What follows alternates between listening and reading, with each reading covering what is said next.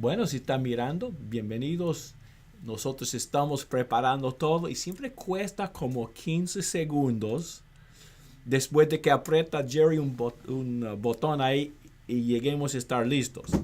Y normalmente él y yo estamos aquí mirándonos unos a los otros sin saber si estamos o no.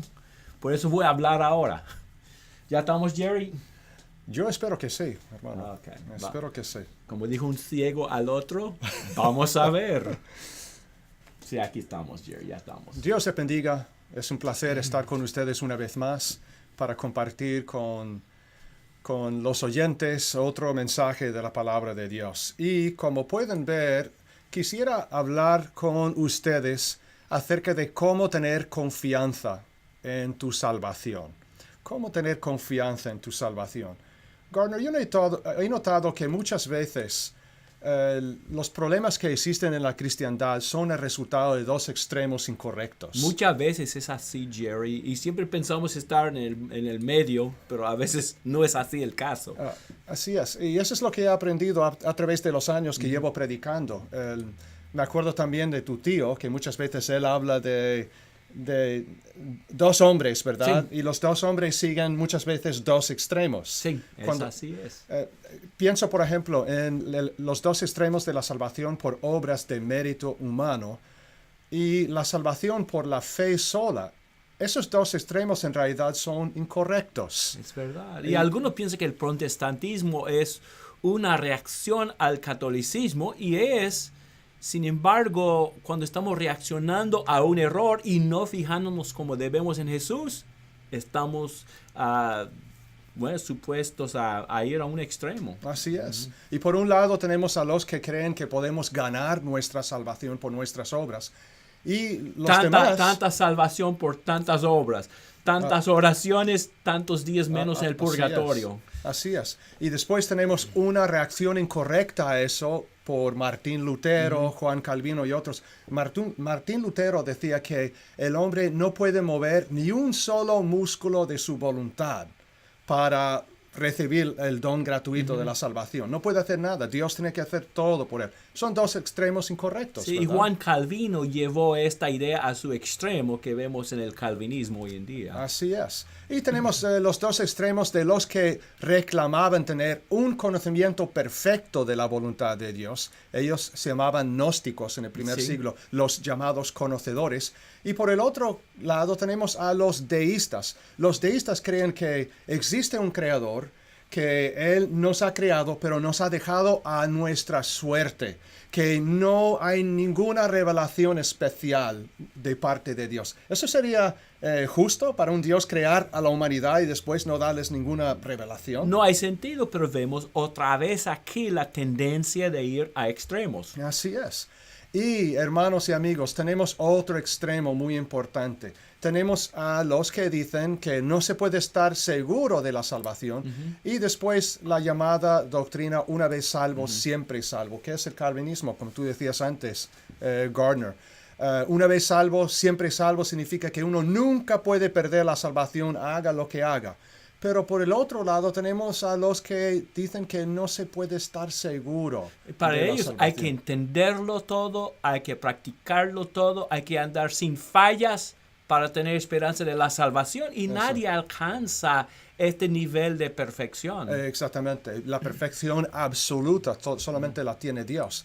Entonces la mayor parte de nosotros rechaza una vez salvo, siempre salvo, pero parece que nos inclinamos hacia el extremo de no estar seguros de nuestra salvación. Bueno, al decir nosotros, estás hablando de personas que andan mucho con nosotros. Como joven Jerry, las predicaciones que oí en los años 60, 70, siempre se dirigían en contra del calvinismo, pero a veces dejaron a los cristianos con el concepto de que jamás iban a poder alcanzar a ser bastante buenos, entre comillas, para ir al cielo. Así es. Nosotros nos inclinamos hacia ese extremo de no estar seguros de nuestra salvación. Es algo que nos puede afectar a todos nosotros, ¿verdad? Y entonces, y vamos a ver si esto reacciona. Una vez un hermano de España, un hermano de Sevilla, una vez hablaba con él, nosotros íbamos juntos en el carro y estábamos hablando del cielo, de la muerte, y este hermano era un hermano mayor, él tendría en ese tiempo como 70 años aproximadamente. Era un hermano mayor, fiel, fuerte, consagrado a Dios, ponía a Dios en primer lugar en su vida, se esforzaba por servir a Dios. Y hasta incluso se enfadaba conmigo cuando yo no salía con él para evangelizar. Y un día estamos hablando del cielo y él me dijo, bueno, hermano, un día iré al cielo si Dios me deja estar con él cuando me muera. Y entonces yo le dije, hermano, tienes que confiar plenamente en la gracia y en la misericordia de Dios. Hacer lo que puedes hacer para servir a Dios fielmente, pero después confiar en su gracia y en su misericordia. Pero eso me dio a entender que este hermano, aunque era fiel y fuerte, estaba dudando de su salvación. Jerry, yo te podría contar docenas de historias parecidas de buenos servidores de Dios que no tenían nada de confianza de su salvación. Y confieso, Jerry, que en mi propia vida he pasado etapas donde he estado así. Y el remedio es enfocarme siempre en la gracia y la misericordia de Dios. Así es. Entonces los dos extremos están equivocados, hermanos y amigos. Una vez salvo, siempre salvo es algo que nosotros deberíamos evitar, pero también deberíamos evitar la idea de que yo no puedo estar seguro si soy salvo o no. Ahora, si estoy andando mal, si estoy andando en el pecado, eso sería un pensamiento correcto, pero si me estoy esforzando a servir a Dios, pese a mis debilidades, no debería estar siempre con esa duda. Yo no sé si me voy a salvar o no. Así no eran los primeros cristianos. Los primeros cristianos tenían plena confianza de su salvación y por eso eran la sal de la tierra. Así y si nosotros no estamos seguros, entonces no vamos a ser la sal de la tierra. ¿Cómo podemos ser hombres y mujeres gozosos si siempre estamos con la duda de nuestra salvación? Pero la verdad está en alguna parte en el medio. No deberíamos pensar que no hay nada que podamos hacer para perder nuestra salvación, pero tampoco deberíamos pensar que no podemos estar seguros de ella. Necesitamos tener confianza en nuestra salvación sin creer una vez salvo, siempre salvo. No vayamos a ninguno de los dos extremos, ¿verdad? Este estudio es principalmente para los que ya han obedecido al Evangelio. Pero si aún no has obedecido al Evangelio, esto es lo que necesitas hacer rápidamente. El plan de salvación, según la palabra de Dios, primero es necesario oír la palabra de Dios. La fe viene por el oír y el oír por la palabra de Dios. O al menos como respondemos nosotros, prefiero decir al plan de salvación, pero así comienza. Es necesario creer en Jesús como el Hijo de Dios. Cristo dijo cuando estaba aquí en la tierra, si no crees que yo soy, ciertamente moriréis en vuestros pecados. Necesitamos tener fe. Necesitamos arrepentirnos. Hechos capítulo 17, versículo 30 dice que Dios manda a todos los hombres en todo lugar que se arrepientan, ¿verdad? Que es un cambio de mente, que produce un cambio un cambio de mente es lo que significa en el sentido más básico. Es necesario confesar nuestra fe en Jesús como el Hijo de Dios, tal como hizo el eunuco de Etiopía en Hechos capítulo 8. Y Marcos capítulo 16, versículo 16, dice, el que crea y sea bautizado será salvo. Eso es lo que uno tiene que hacer para llegar a ser cristiano. Amén. Pero estamos hablando de los que ya son cristianos, ¿verdad? Pablo tenía confianza en su salvación, ¿verdad? Exacto, sí, él decía, para mí el morir es mejor, así voy a estar con Cristo. Exactamente, y ese es el versículo que tenemos ahí en la pantalla. ¿Lo puedes leer, Gardner? Sí, porque para mí el vivir es Cristo y el morir es ganancia. Ok, vemos algo en Pablo de dudas aquí cuando miramos ese versículo. Estaba dudoso, yo no sé si me voy a salvar o no, yo no sé si eso será ganancia para mí o no. No tenía plena confianza de su salvación. Sí, exactamente, una confianza fuerte en la palabra de Dios, en su salvación. Pero algunos cristianos no tienen tanta confianza. No tienen tanta confianza. Como los amigos que mencionamos anteriormente. Exactamente, pero 1 de Juan nos enseña cómo tener confianza en nuestra relación con Dios. Y vamos a ir primero a 1 de Juan capítulo 5. 1 de Juan capítulo 5 y vamos a leer los versículos 13, 14, 19 y 20. Y esto lo voy a poner aquí Muy en la bien. pantalla. Qué ingeniero. Ok, Garner, ¿puedes leer 13 y 14, por favor? ¿Cómo no? Estas cosas os he escrito a vosotros que creéis en el nombre del Hijo de Dios, para que sepáis que tenéis vida eterna, y para que creáis en el nombre del Hijo de Dios. Y esta es la confianza que tenemos en Él, que si pedimos alguna cosa conforme a su voluntad, Él nos oye. He puesto las palabras sepáis y confianza en amarillo porque demuestra la actitud que deberíamos tener, debería tener el cristiano fiel, ¿verdad? Saber que tiene vida eterna y tener confianza a la hora de hablar con Dios. Eso es algo que nos falta muchas veces, pero si vamos un poco más adelante en los versículos 19 y 20, vemos las palabras sabemos. ¿Quieres leer eso también, Gardner? Sabemos que somos de Dios y el mundo entero está bajo el maligno, pero sabemos que el Hijo de Dios ha venido y nos ha dado entendimiento para conocer al que es verdadero. Y estamos en el verdadero, en su Hijo Jesucristo. Este es el verdadero Dios y la vida eterna. Jerry, un punto interesante en cuanto a esta palabra sabemos. Es una palabra favorita de los gnósticos. Nosotros sabemos. Exactamente. Y Juan está diciendo, ustedes no saben nada, somos nosotros que sabemos en base de Jesucristo, de su gracia y su misericordia. Ellos se jactaban de que eran los conocedores, tenían un conocimiento especial que no tenían los demás. Sí. Pero Juan dice que nosotros sabemos, tal como dice el texto, nosotros sabemos que somos de Dios. Sabemos que el Hijo de Dios ha venido. Y una frase que tú también has subrayado, Garner, cuando estabas leyendo el versículo, estamos en el verdadero. Aquí no vemos dudas, ¿verdad? No, nada de dudas. No vemos nada de dudas. Entonces, ¿cómo podemos adquirir nosotros tal confianza que tenían aquellos cristianos? Vamos a ver algunos puntos rapiditos. El andar en luz. En primer lugar, es necesario andar en luz. ¿Puedes leer ese versículo en 1 de Juan capítulo 1, versículo 7, Gardner? ¿Cómo no? Si andamos en luz, como Él está en luz, tenemos comunión unos con otros y la sangre de Jesucristo, su Hijo, nos limpia de todo pecado. Ok, si queremos tener confianza en nuestra salvación, es necesario andar en luz. Y podríamos preguntarnos qué es lo que significa eso. Pues la luz equivale a lo que enseñaron los apóstoles en la palabra de Dios. Amén. En 1 de Juan capítulo 1, y el versículo 3 y 4, Gardner, si quieres, puedes leer eso.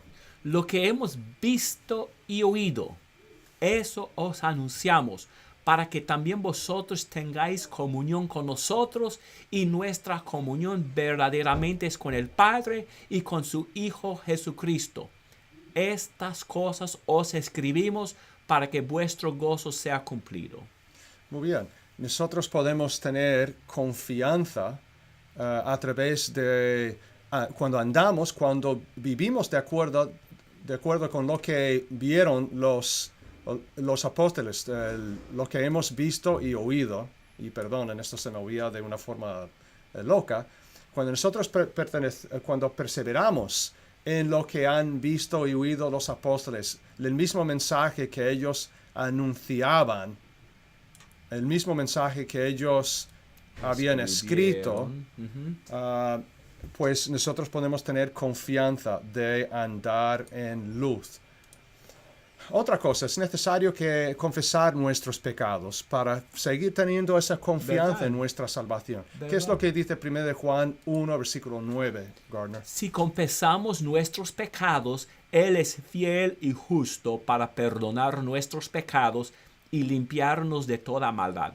Okay, la confesión de nuestros pecados también nos puede dar mucha confianza, porque al confesar nuestros pecados podemos recordar que Dios es fiel y justo para perdonarnos Y eso nos va a dar más confianza, ¿verdad? Sí, interesante, dice limpiarnos de toda maldad. Algunos dicen, bueno, yo soy tan malo que Dios no me va a perdonar, pero el texto promete que nos va a limpiar de toda maldad. Exactamente, eso es lo que dice el versículo que acabamos de leer. Entonces, sabemos que somos perdonados y limpiados Sí. cuando confiamos nuestros pecados a Dios, Sí. ¿verdad? Eso también nos puede dar confianza, lo que necesitamos.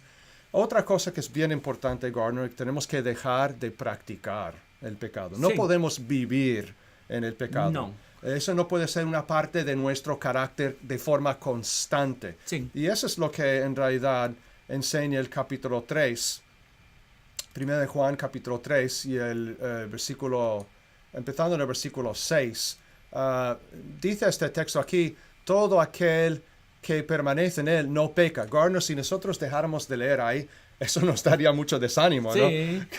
Pero tenemos que seguir leyendo qué es lo que dice el resto del texto para saber qué es lo que quiere decir Juan a referirse a todo aquel que no peca. Okay. Gardner, ¿quieres leer todo ese texto del 3, el capítulo 3 del 6 al 9? ¿Cómo no? Todo aquel que permanece en él no peca. Todo aquel que peca no le ha visto ni le ha conocido. Hijitos, nadie os engañe. El que hace justicia es justo como él es justo. El que practica el pecado es del diablo, porque el diablo peca desde el principio. Para esto apareció el Hijo de Dios, para deshacer las obras del diablo. Y puedes leer el versículo 9 también. Todo aquel que es nacido de Dios no practica el pecado, porque la simiente de Dios permanece en él y no puede pecar porque es nacido de Dios. Ok, muy bien. Entonces, cuando Juan en el versículo 6 habla de todo aquel que no peca, está hablando en realidad de los que practican, el que practica el pecado. Exactamente. Eso se usa en dos versículos, ¿verdad? No solamente en el versículo 8, sino también en el versículo 9. Todo aquel que es nacido de Dios no practica el pecado. Entonces, eso es lo que nosotros deberíamos evitar. El pecado no debería ser una parte constante de nuestra vida. Y yo pienso también, volviendo al PowerPoint, pienso en la idea de andar en la luz y la idea de andar en las tinieblas. De vez en cuando, como cristianos, Gardner, tenemos que admitirlo, pisamos fuera de la luz. Tropezamos. Tropezamos, pisamos fuera. ¿Cuál debería ser la intención de nuestro corazón enseguida al pisar fuera de la luz? Confesar y estar bien así con Dios. Confesar y volver a la luz, ¿verdad? Sí. Pero tenemos dos extremos.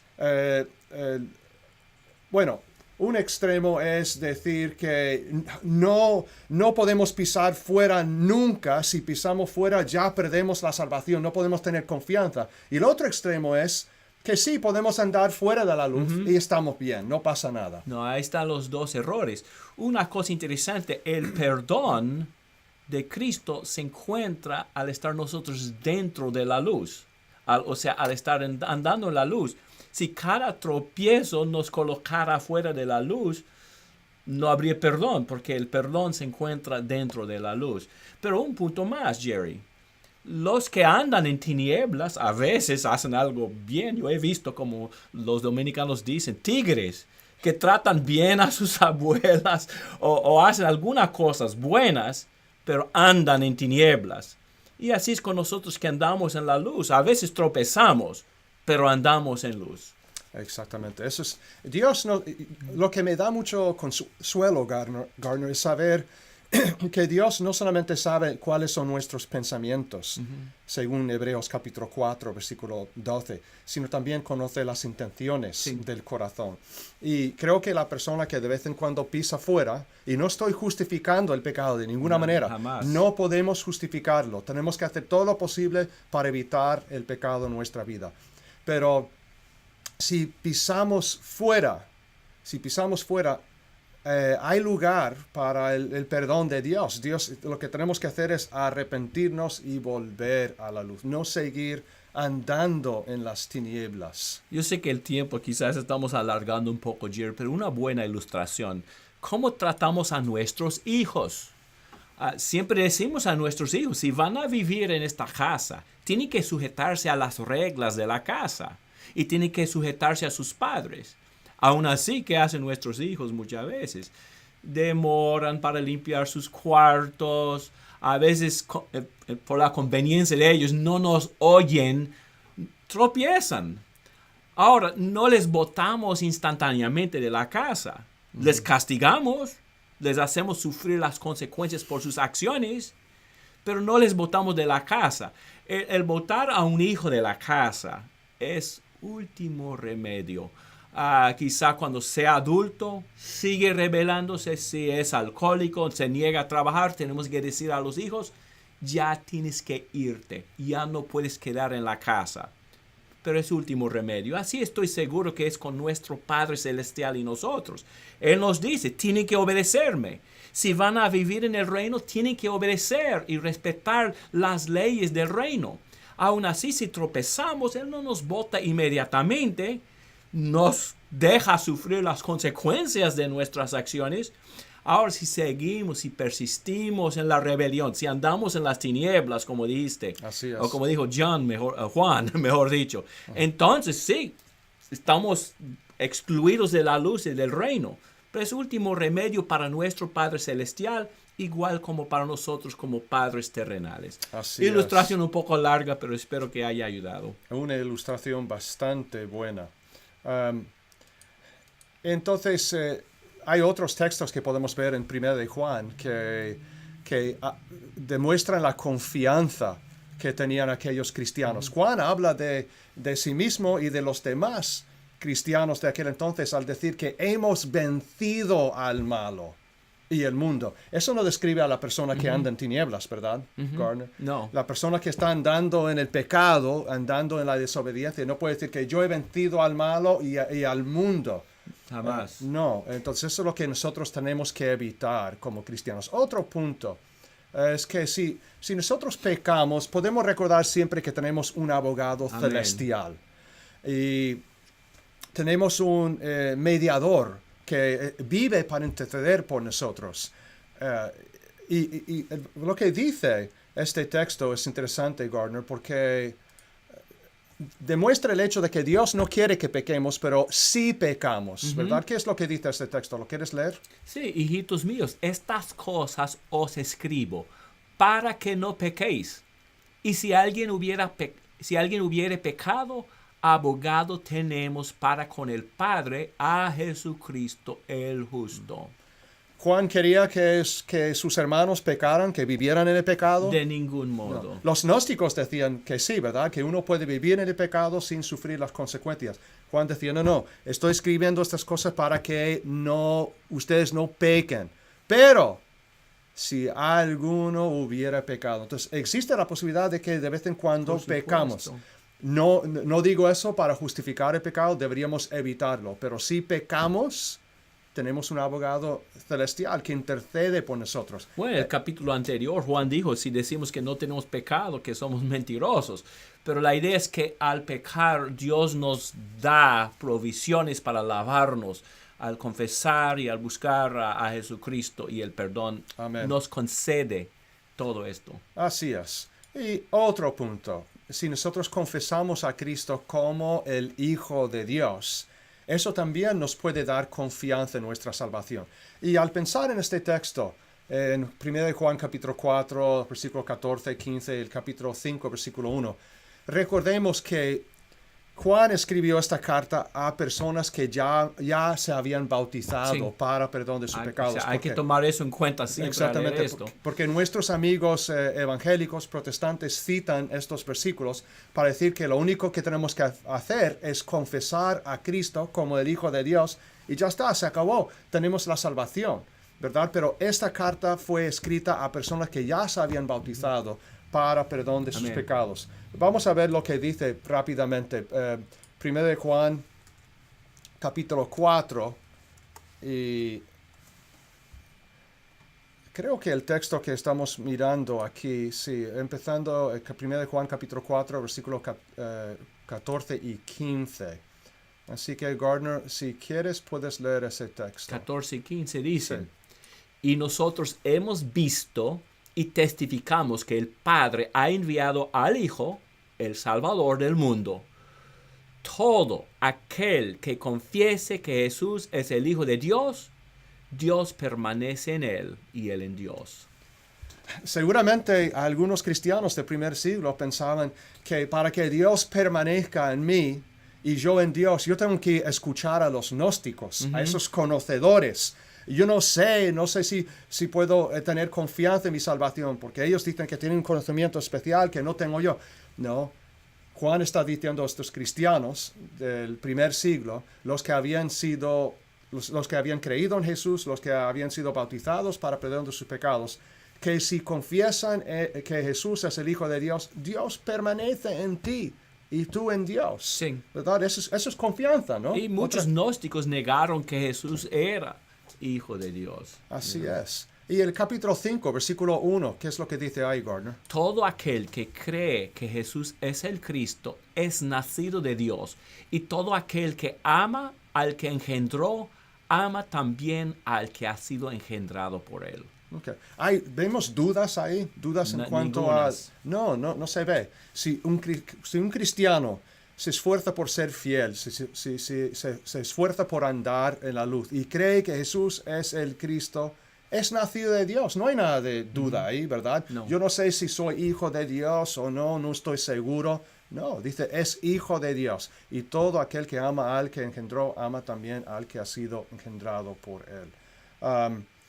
Entonces, esto fue escrito a cristianos ya bautizados y no a inconversos, como dijimos antes. Y no se requiere la perfección absoluta, sino una fe sincera. Ese es el punto aquí de este texto. Breve un punto, Jerry, aunque Sí. el tiempo se nos va. Está bien. El calvinista dice que no hay condiciones para ser salvo. El perfeccionista dice que la condición es entenderlo todo, practicarlo todo, hacer todo sin falla. Pero la verdad es que hay condiciones. Yo pienso que pueden ser resumidas en dos. Primero, estar en Cristo. Y estamos en Cristo al ser bautizados en Él, Gálatas 3, 26 y 27. Y el otro requisito es estar creciendo en Él. Yo pienso en la primera carta de Pedro, capítulo 1. Habla de cualidades que debemos tener y debemos estar abundando, creciendo en ellas. Así. O sea, dos condiciones, estar en Cristo, estar creciendo en Él. Si cumplimos con estas condiciones, debemos tener plena confianza de la salvación. Amén. Así debe ser. Ok, el último punto, hermanos y amigos. Para tener más confianza es necesario, en cuanto a nuestra salvación, amarnos los unos a los otros. Amén. Eso también vemos en 1 de Juan, capítulo 2, los versículos 10 y 11. 1 de Juan, capítulo 2, 10 y 11. Y Gardner, si quieres, puedes leer ese texto ahí. ¿Cómo no? El que ama a su hermano permanece en la luz, y el que en él no hay tropiezo. Pero el que aborrece a su hermano está en tinieblas y anda en tinieblas y no sabe a dónde va, porque las tinieblas le han cegado los ojos. Hermanos, si nosotros queremos tener más confianza en cuanto a nuestra salvación, debemos amar a nuestros hermanos. Amén. Y eso es algo palpable, eso es algo que se ve en la vida del cristiano fiel, si ama o no a sus hermanos. Y también hay otro texto que vimos aquí, el capítulo 3 y el versículo 14. Capítulo 3 y el versículo 14. Vamos a ver. ¿Y qué es lo que dice ahí Gardner? Aquí, fíjense ustedes en la confianza con la cual escribe Juan y la confianza que deberíamos tener nosotros. ¿Qué dice? Nosotros sabemos que hemos pasado de muerte a vida, en que amamos a los hermanos. El que no ama a su hermano permanece en muerte.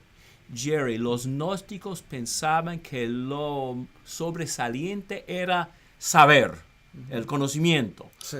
Juan está diciendo por la inspiración del Espíritu Santo que lo sobresaliente es el amor. Amén. Entonces aquí no vemos nada de duda tampoco, ¿verdad, Gardner? Nosotros sabemos que hemos pasado de muerte a vida. Yo no sé si tengo vida eterna o no, no estoy seguro. Nosotros sabemos que hemos pasado de muerte a vida en que amamos a los hermanos. Jerry, un punto más. Yo estoy agregando mucho. Está bien.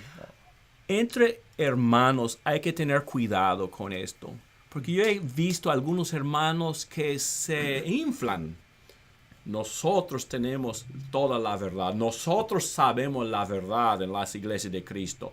Nosotros enseñamos lo correcto. Nosotros somos los verdaderos. Son gnósticos. Están descuidando a veces el amor de Dios al jactarse de cuánto saben y cómo pueden debatir a todo el mundo y ganar a todo el mundo, y han perdido la esencia del evangelio, si así es el caso. Sí, debemos saber la voluntad de Dios a través de Cristo y las Escrituras, pero si no sabemos amar, no hemos entendido lo más básico. Así es, hermano. Entonces, es necesario también amarnos los unos a los otros para tener esa confianza. Amén. Ahora, ¿cuál hermano ha aprendido la enseñanza de 1 de Juan? Gardner. El que siempre tiene miedo, de su salvación, no sabe si se va a salvar o no, yo no sé si voy a ir al cielo o no, no estoy seguro. O la persona que es como el apóstol Pablo, ¿verdad? Para mí el vivir es Cristo y el morir es ganancia. Todos nosotros deberíamos tener la misma convicción, la misma confianza. Amén. ¿No es así? Amén.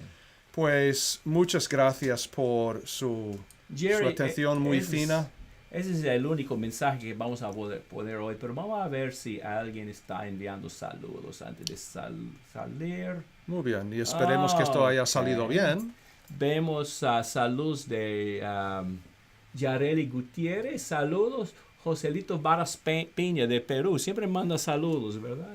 Joselito, Dios te bendiga mucho. Y Ana Rataro de Argentina, saludos hermana Ana, saludos a los hermanos allá en Pilar, en Argentina. Wilber Calderón, Flover Villaquiran Cuero, manda saludos. Dios te bendiga. Y hermano Joselito manda muchos saludos. Rosa Garadina González Valencia, gracias por los saludos. María Cristina Avila Riaño. Lu Torres, nuestra hermana brasileña, ¿verdad, Jerry? Luise. Okay. Dios te bendiga mucho. Y de Comodoro Rivadavia está hermano Cristian Álvarez. Saludos, hermano Cristian, a los hermanos allá. Paloma Mía. Ivone Ruiz Pimentel, saludos. Paloma Mía, muchos saludos. Carlos Aibar, saludos hermano Carlos, no voy a poder reunirse con ustedes hoy en el hogar para ancianos, pero saludos. Jesús Segovia, Sergio Ramón Herrera, bueno, muchos saludos. Dios. Y hay Sandra Go, tiene que ser un apodo, pero saludos hermana Sandra. Gracias a todos por habernos escuchado una vez más. No sé si estaremos aquí una vez más el sábado que viene. Yo puedo, pero a esta hora tiene que ser. Okay. Dios te bendiga y muchas gracias. Hasta la próxima.